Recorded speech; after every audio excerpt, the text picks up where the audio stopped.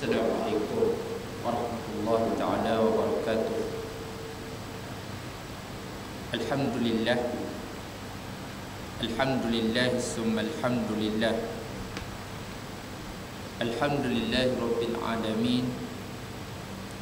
Wal 'aqibatu lil muttaqin. Wala 'udwana illa 'alal zalimin. Asyhadu an la ilaha illallah wahdahu la syarika lah, wa asyhadu anna Muhammadan abduhu wa rasuluh. Allahumma salli ala sayyidina Muhammad wa ala alihi wa sahbihi wattabi'ina lahum bi ihsanin ila yaumiddin. Amma ba'du,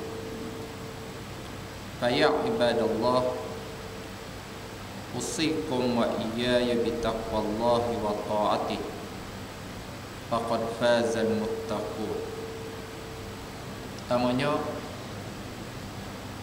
kita mengangkatkan setinggi-tinggi kesyukuran kita kepada Allah Subhanahu wa ta'ala. Dengan izinnya pada malam ini kita dapat lagi bersama-sama diberikan peluang dan kekuatan oleh Allah Subhanahu wa ta'ala untuk kita sama-sama berada di dalam satu perhimpunan yang dinaungi oleh sayap para malaikat Allah Subhanahu wa ta'ala, iaitu kita diberikan kekuatan untuk berada di dalam satu majlis, iaitu majlis menuntut ilmu Allah Subhanahu wa ta'ala. InsyaAllah pada malam ini kita akan melihat sambungan daripada hadis Riyadhus Salihin, yang mana kita telah melangkah ke dalam bab yang ke-11. Di dalam bab yang ke-11 ini masih lagi di dalam tajuk mujahadah, iaitu bersungguh-sungguh di dalam melaksanakan amalan ibadat kepada Allah Subhanahu wa ta'ala. Hadis yang kita akan baca malam ini ialah hadis yang ke-99, di mana hadis yang berbunyi, an Aisyah radhiyallahu anha annaha qalat, kana Rasulullah sallallahu alaihi wasallam idza dakhala al-ashru ahya al-laila wa ayqaza ahlahu wa jadda wa shadda al-mi'zar wa shadda al-mi'zara, muttafaqun alaih. Di mana diriwayatkan daripada Aisyah radhiyallahu anha, apabila tiba sahaja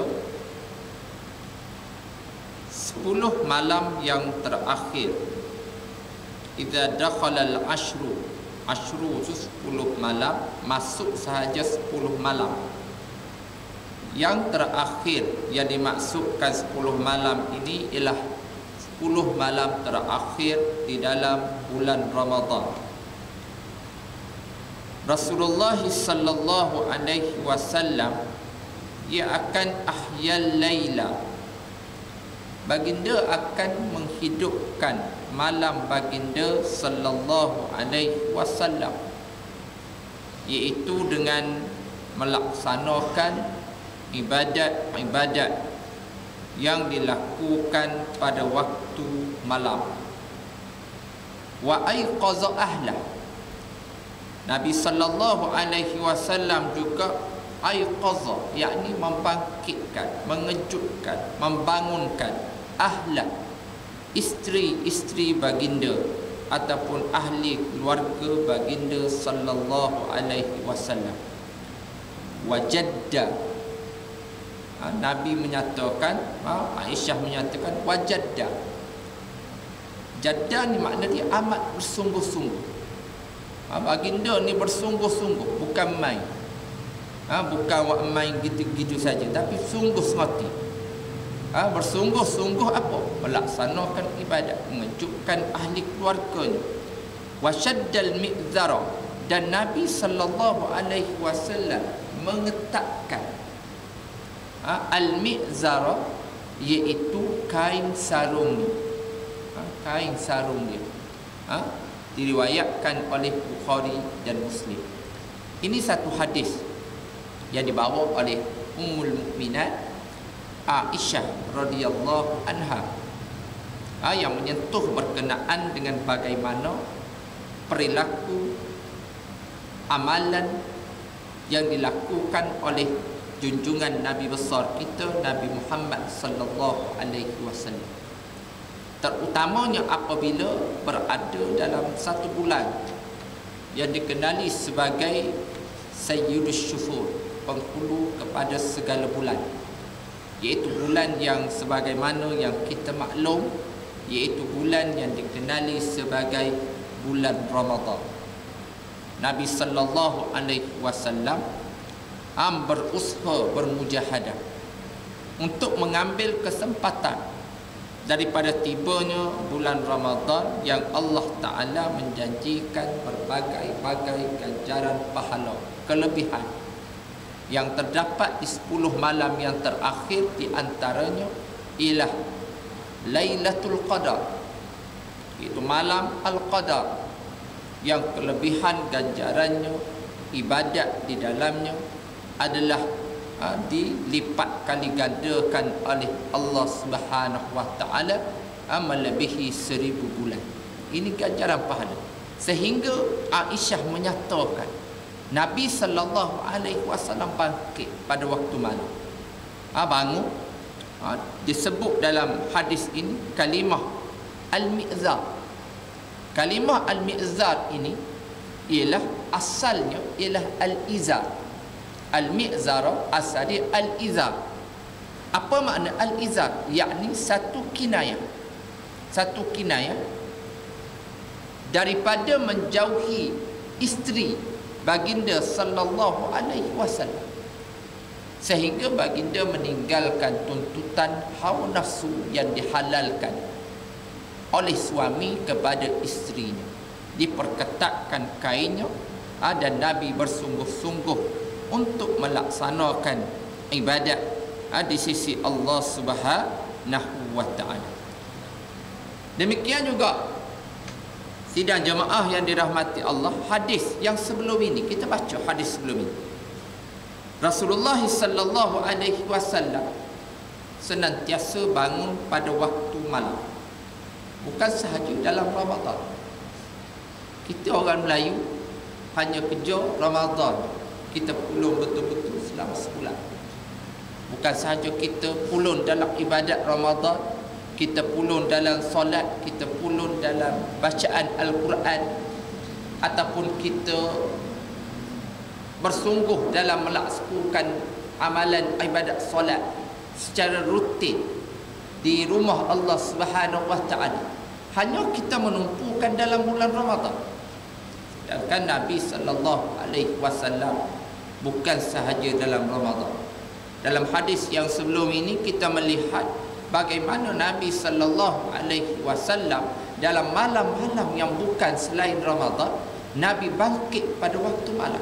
Nabi bersolat sehingga disebut bengkak kaki Nabi sallallahu alaihi wasallam. Kaki Nabi bengkak. Solat, bertahajud pada waktu malam sehinggalah fajar terbit. Ini disebut dalam beberapa hadis Nabi sallallahu alaihi wasallam.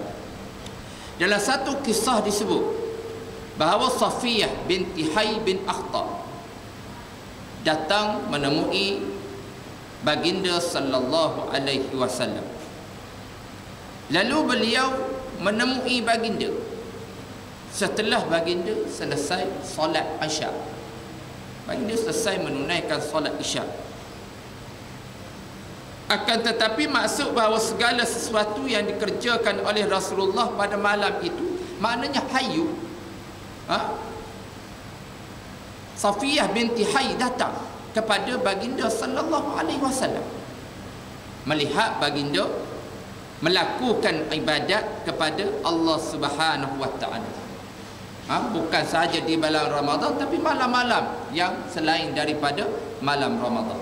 Kemudian Nabi sallallahu alaihi wasallam memerintahkan kepada para sahabat dan juga kepada kaum keluarga baginda sallallahu alaihi wasallam untuk sentiasa beruzlah, mengambil kesempatan, mengambil keluangan sedikit masa daripada seharian kita hidup di atas muka bumi Allah Subhanahu wa taala untuk kita bermuhajadah sejenak melakukan ibadat kepada Allah Subhanahu wa taala.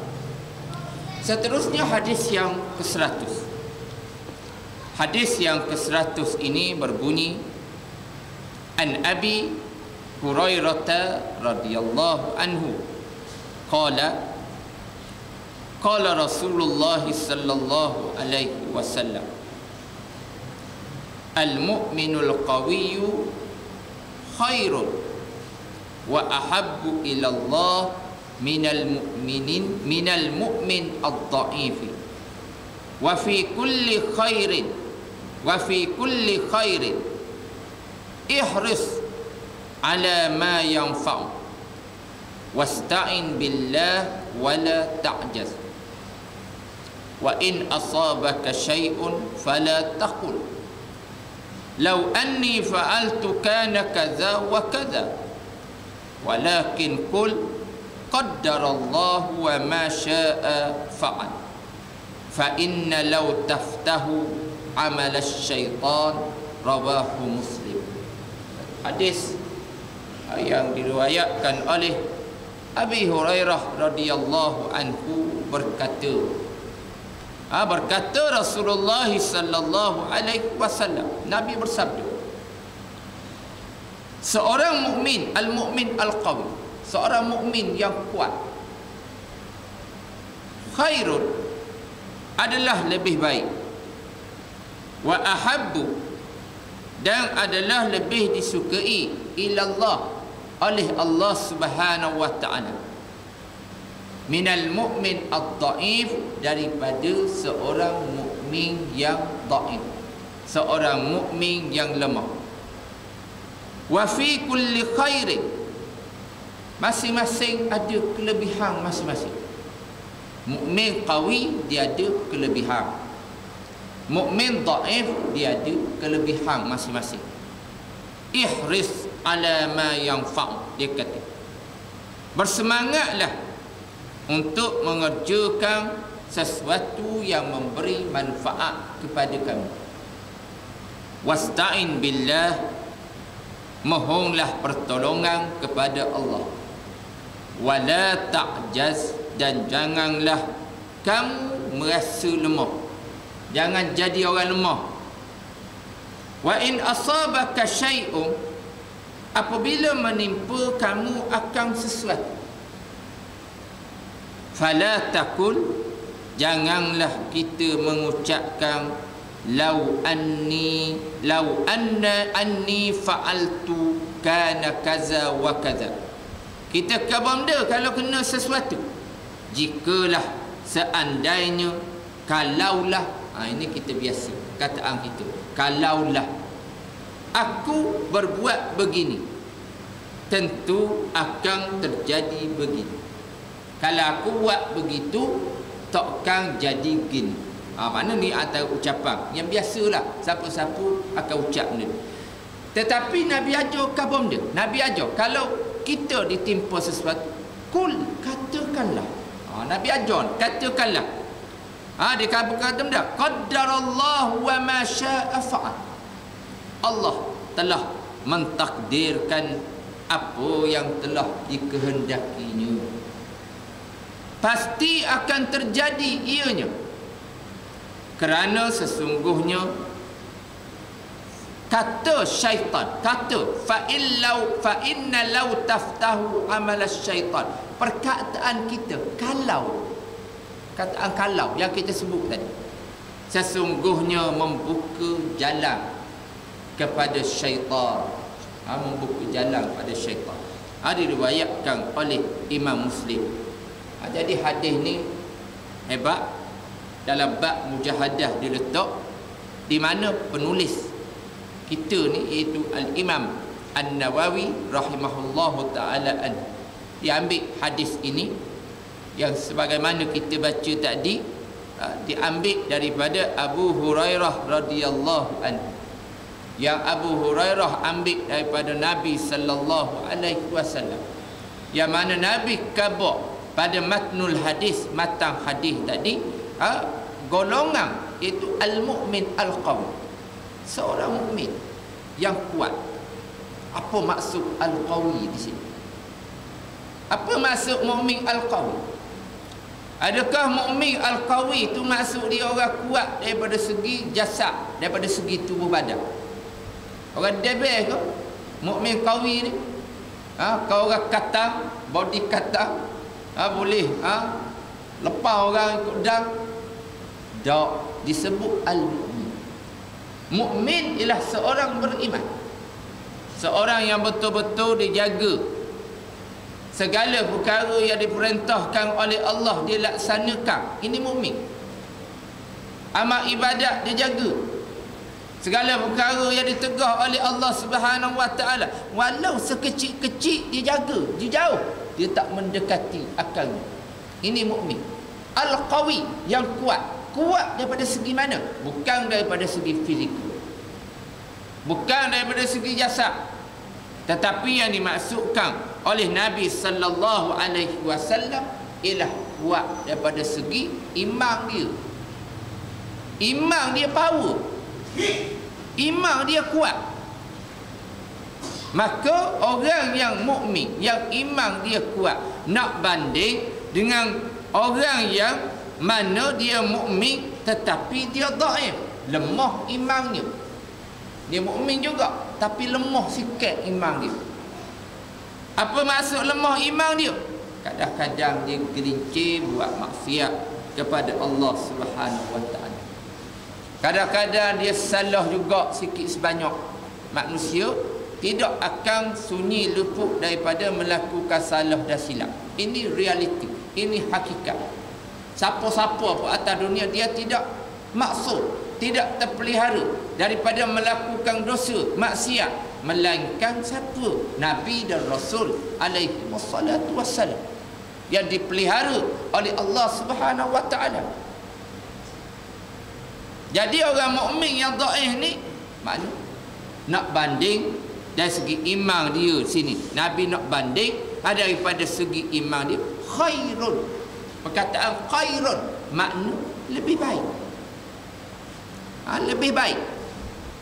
Keimanan orang kuat ni lebih baik daripada seorang mukmin yang iman dia lemah. Iman dia lemah.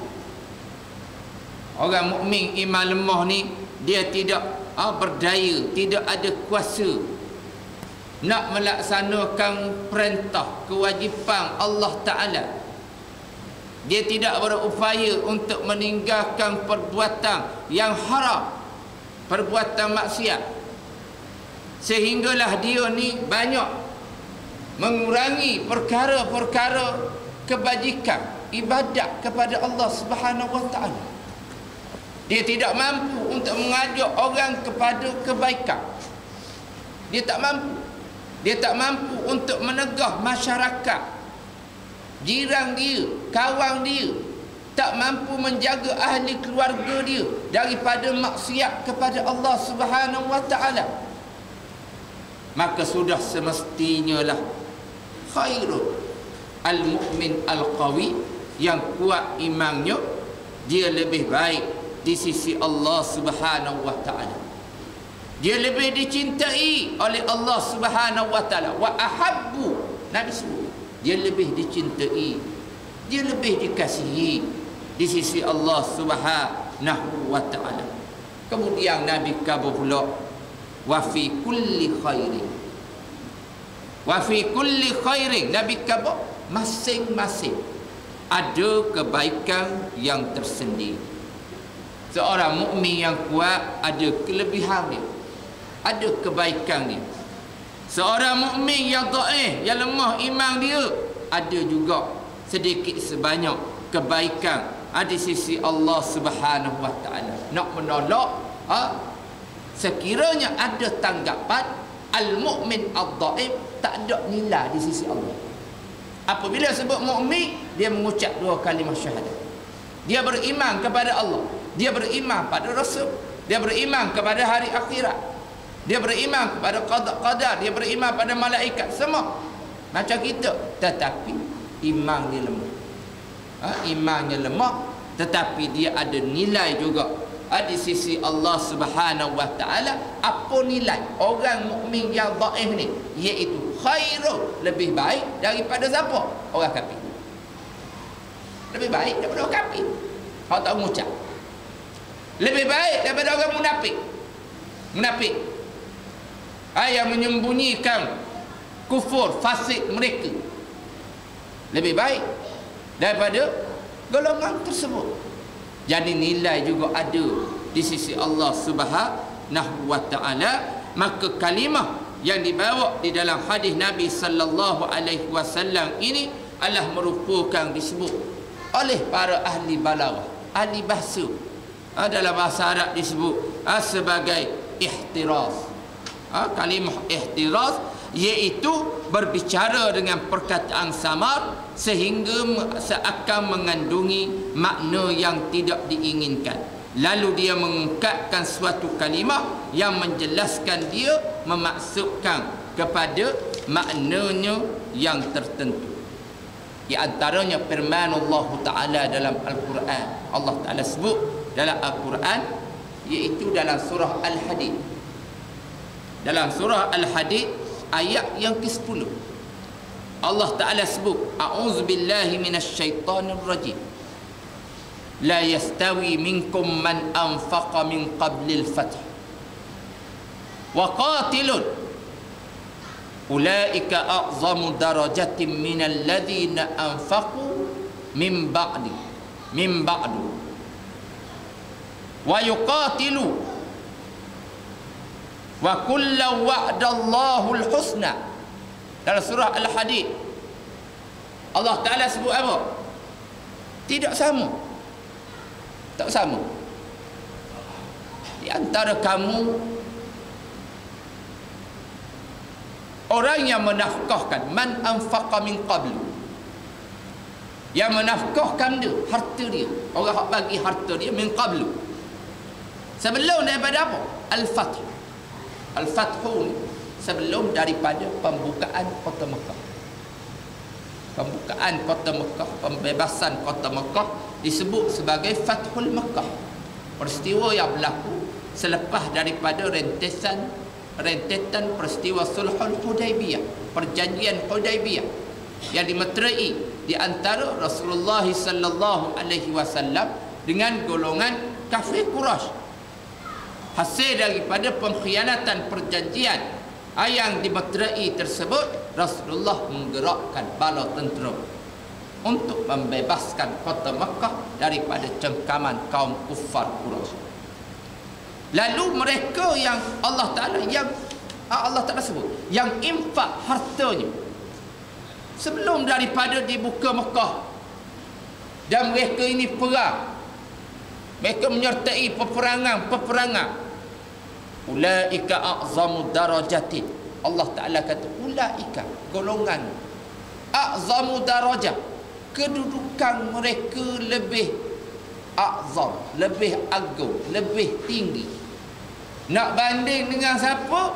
Alladzina anfaqu min ba'du, dengan para sahabat ataupun orang yang beriman, yang mana dia masuk Islam, kemudian dia nafkah harta benda dia, kemudian dia berjihad pada jalan Allah min ba'du, selepas daripada buka kota Mekah. Masa sebelum buka kota Mekah, ingat kerana para sahabat. Cuba kau kita susu tengok. Sebelum macam kita lah hari ni, sebelum kita pegang negeri, ataupun sebelum kita diberi kemenangan dalam negara, dalam negeri, dalam pilihan raya guana kita. Faham kita tak pernah rasa menang. Kita tak boleh gambar lah kalau boleh menang. Kelantan hak dulu kalah, tiba-tiba Allah Ta'ala bagi menang. Tengok guana Kelantan. Kita boleh guna kemudahan negeri. Kita boleh guna stadium nak buat ceramah. Bukan saja stadium buat main bola. Kita boleh buat majlis-majlis ilmu. Kita boleh kuasai masjid di Selangor, contoh dia. Tak pernah menang, tiba-tiba baru ni menang. Guana negeri pula kaya, hasil banyak. Kita boleh kuasai ahli majlis, kita boleh kuasai masjid surau, kita boleh masuk ustaz kita. Kita boleh salur peruntukan untuk membangunkan masyarakat supaya dia faham tentang agama, faham tentang Islam. Sebelum menang dengan lepas menang sama tak? Tak sama. Sebelum menang kadang-kadang orang nak tepek tambuk. Orang nak tepek tambuk, tahu dah. Sebab susah belum menang. Nabi sebelum hijrah, Nabi sebelum diberikan kemenangan di Fathu Mekah, tengok guana. Orang hak bersama dengan Nabi sallallahu alaihi wasallam daripada mula Islam, daripada mula dakwah Nabi adalah daripada golongan mustad'afin, golongan lemah. Ni di antara tanda jemaah parti tu. Kalau kita nak tahu dia betul Islam ke tak Islam, landasan dia, kita tengok ahli dia. Ni sunnah. Ahli dia ni golongan mana hak kami? Kalau jenis golongan hak lemah, golongan hak boleh tindas, golongan mustad'afin, golongan lemah adalah majoriti daripada ahli parti tu, maka tunjuk nampak dah. Ini parti hak nak. Dia nak pada Islam. Kalau dasar dia laungkan dasar Islam, Quran dan hadis Nabi sallallahu alaihi wasallam. Kalau jenis parti hak duduk dalam dia, orang kaya belaka. Ada juga orang kaya belaka duduk dalam. Hak main projek sama. Hak kalau ketua bahagian, ketua carangan pun banglo, kereta 456 butik, main projek ikut dang bahan belaka. Nampak. Kita boleh nampak lalu. Ataupun NGO lah, atau NGO benda-benda lah. Kalau ahli dia tu hak nak masuk dia syarat, ahli hak biasa tak boleh. Hak nak masuk dia pilih orang-orang cerdik, orang-orang ada PhD, doktor, jurutera, gaji mahal, orang berpelajaran. Orang kampung jangan harap nak masuk mesti orang nampak lalu mampu. Memang tak kena dengan sunnatullah yang Nabi tunjuk. Kita bagi derma masa susah, kita kerja masa susah, kita berjuang masa susah, dengan berjuang lepas daripada kita diberi kemenangan, ini berbeza. Sebab itu Allah menyatakan a'zam darajat. Hak juang masa susah, hak bagi derma masa susah dulu, ganjaran pahala dia a'zam, lebih agung, lebih besar daripada orang anfaqu min ba'du, yang bagi harta selepas daripada diberikan kemenangan, ataupun yang berjuang, yang perang selepas daripada diberikan kemenangan. Wa kullam wa'dallahul husna. Tapi Allah kabur balik. Macam hadis Nabi tadi lah. Bukannya tak ada apa, tak ada bahagian lah. Orang yang bagi lepas tu ada wa kullam, kedua-dua masing-masing. Wa'dallahil husna, wa'dallahul husna, ada balasan. Allah janjikan kepada mereka balasan yang lebih baik. Maknanya lebih baik. Orang nafkah sebelum daripada menang patah, mana dapat pahala besar. Hak selepas tu dapat pahala juga. Nak banding dengan orang hak tak bagi nafkah langsung. Orang hak kedekut bakhil, duduk dalam Islam bakhil, kupi, tak hidup masing, ataupun tambah turun dalam perjuangan, duduk dalam jemaah, dia sembang je banyak dalam kedai kopi. Kerja tak mau. Cakap boleh tahan. Maknanya lebih baik dengan orang hak kerja walaupun lepas kemenangan. Itu maksud daripada firman Allah subhanahu wa ta'ala. Lalu adalah hadis ini memberikan banyak pengajaran kepada kita. Di antaranya Nabi sebut akhir kali, apabila berlaku wa in asabaka syai'un, berlaku sesuatu pada kamu, fala taqul janganlah kita mengucapkan ungkapan lau anni fa'altu kana kaza kaza walakin kul. Maknanya jangan kata sekiranya, janganlah kabur sekiranya, tetapi katalah ini adalah apa yang telah ditentukan oleh Allah Subhanahu wa taala, apa yang dikehendaki oleh Allah Subhanahu wa taala. Kerana perkataan fa innal law, perkataan law, sekiranya, kalau yang kita ucapkan itu boleh membuka pintu ke arah disesatkan oleh syaitan laknatullahi alaih. Jadi mudah-mudahan dua hadis yang kita baca malam ini, insya-Allah kita akan masuk seterusnya dalam hadis yang ke-101, menyambung di dalam bab yang ke-11, iaitu bab mujahadah. Mudah-mudahan kita boleh hadam, kita boleh memahami sedikit sebanyak, dan kita boleh mengamalkan untuk menjadi panduan kita dalam hidup kita di atas muka bumi Allah Subhanahu wa taala. Wallahu a'lam.